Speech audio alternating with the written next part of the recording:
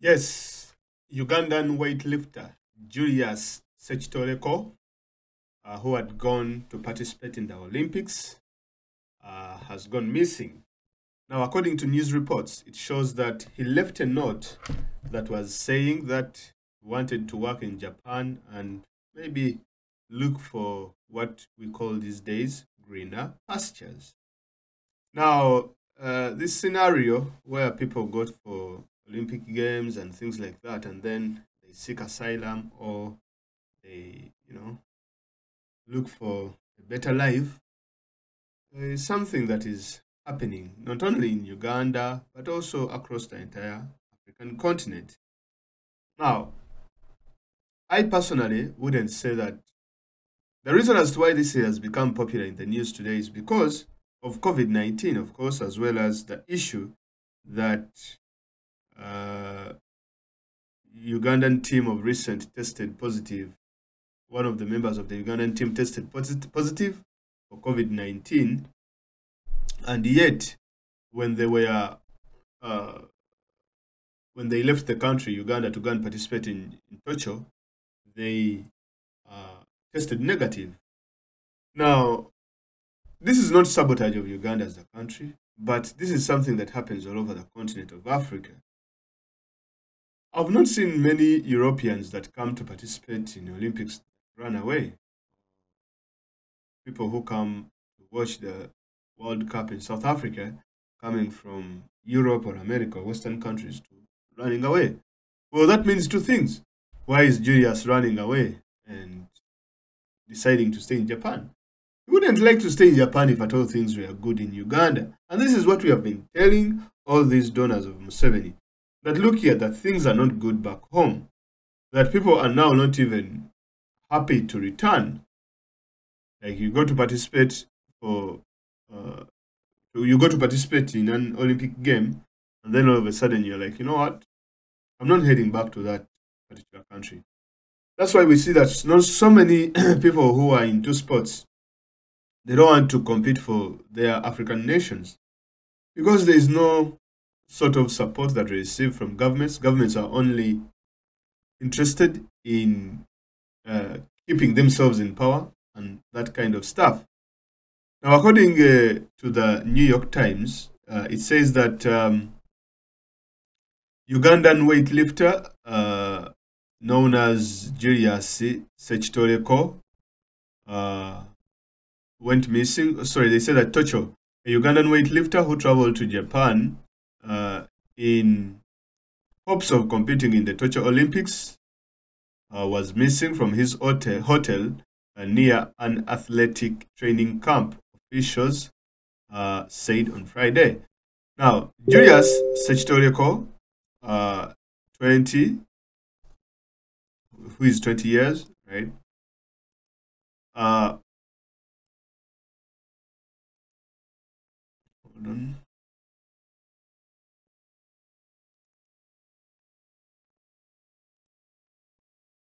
Yes, Julius Sechtoreko, who is 20, one of 9 Ugandans who had been staying in Izumisano, a city in Osaka Prefecture in western Japan. Since mid-June, was discovered to be missing around noon Friday when he failed to show up for a COVID test. Olympic organizers have tried to keep all participants in the games in a bubble and in compliance with strict rules to prevent the spread of COVID while they are in the country. Athletics training outside Japan have been restricted to hotels and training venues. Organizers recently announced that all spectators would be barred from venues in Tokyo, which declared a state of emergency amid rise in coronavirus cases. Last month, one coach and one athlete with the Ugandan Olympic delegation tested positive for COVID-19 after arriving in Japan. It's not clear if Mr. Sechtoreko was one of them. Police are conducting a search, said Kasunobu Kato. Hey, they also have a Kato. Kasunobu Kato, okay. Kato. One Japanese friend of mine told me they pronounce it as Kato.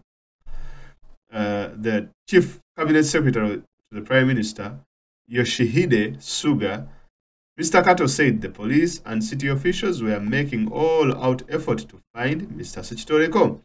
According to Salim Musoke, the president of Uganda Weightlifting Federation, Sechitoreko did not qualify to compete in the Olympics and was scheduled to fly back to Uganda on the 20th of July before the Olympic opening games. Musoke said on Friday that he last spoke with Mr. Sechitoreko 3 days ago and was surprised to hear that he had disappeared, given that the athletes and coaches and officials had handed over their passports and that the hotel where they were staying was well guarded. When I got the message, I wondered, what happened if they were well guarded? Mr. Musoke said, what happened to the security they have been talking about? He was disappointed by the news. Athletes disappearing is not good for the country, Mr. Musoke said of Japan.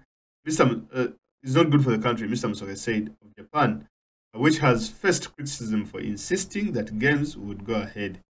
I'm praying that they should get this boy, Mr. Musoke said.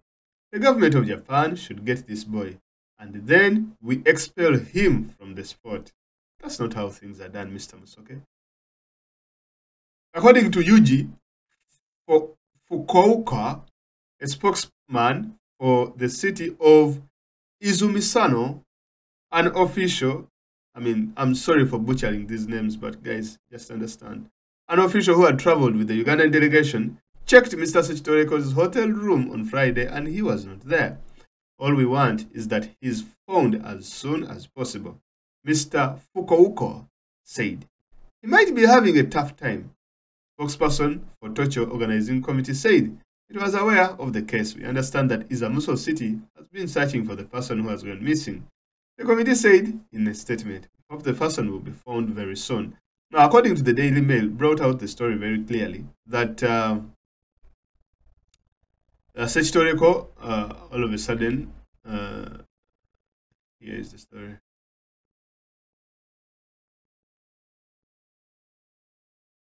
Oh, this is going in the New York Times. Now,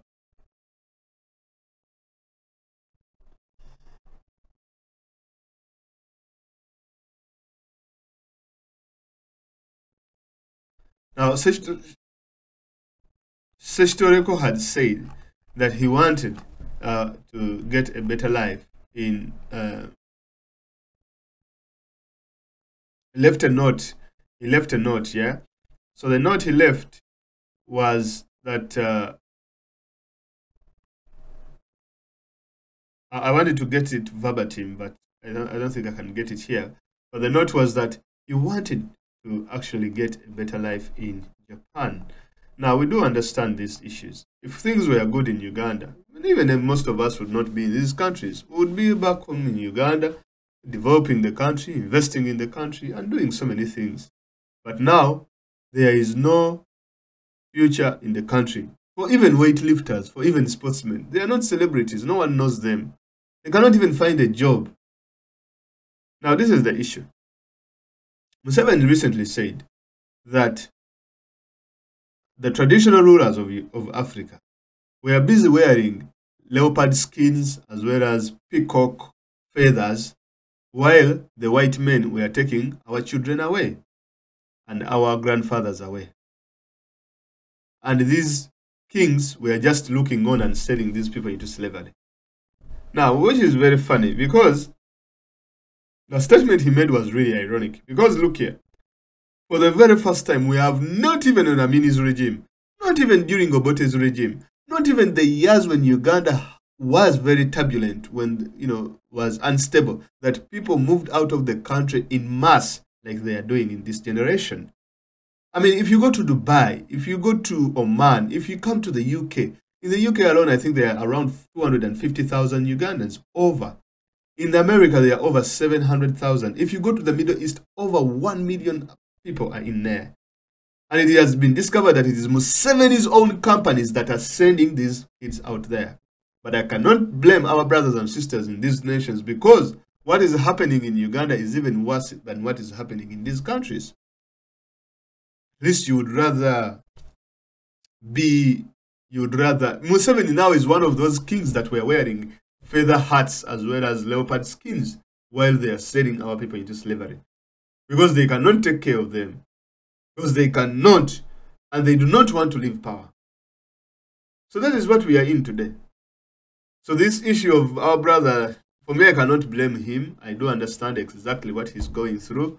Given that we have so many brothers and sisters who have also left the country, everyone is leaving, literally, everyone is leaving.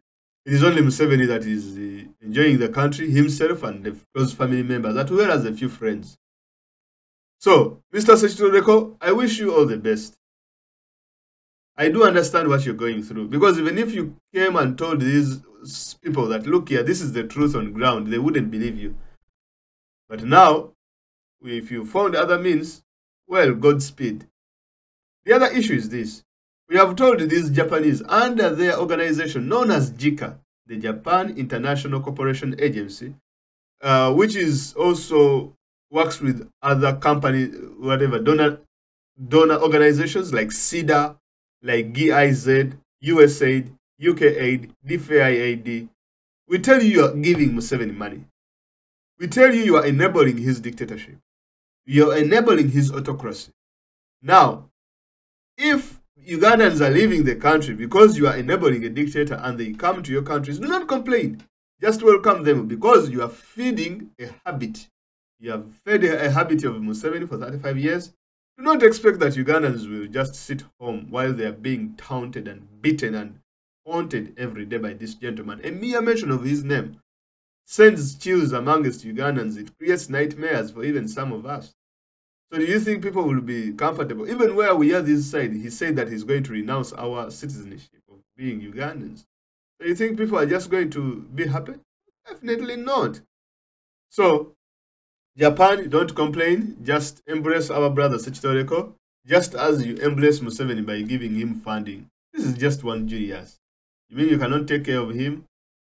So what about the millions of whatever yen that you have been giving Museveni to beat us and create corruption and sow corruption, as well as create all that sort of patronage and, beatings that he has been doing to Uganda? Are you happy for that? Well, the chickens, like they said, the chickens have come home to roost. So Japan, just embrace our brother Sechitoreko. He's just one. And I wish the entire Olympics team can as well find means, just to let these people know that, look here, you are enabling a situation in Uganda and this is likely to happen. So, brother Sechitoreko, Godspeed. Wish you all the best.